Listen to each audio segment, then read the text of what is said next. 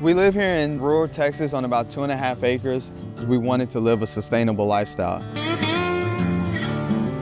Our family is such a large family, so we want to have room for them to roam and just be free.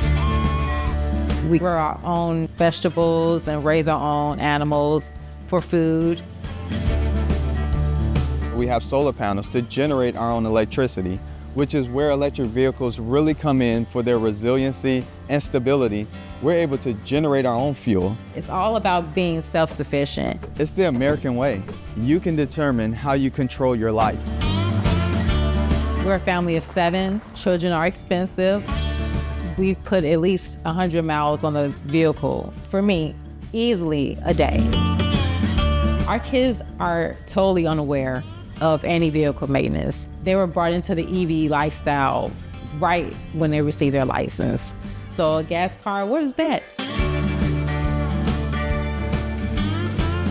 We have cost savings from just the fuel, but we also have cost savings from the maintenance. We save on average $800 per month. With electric vehicles, I'm able to recapture all of that funds to reinvest in my family and even more electric vehicles. EVs are for everyone.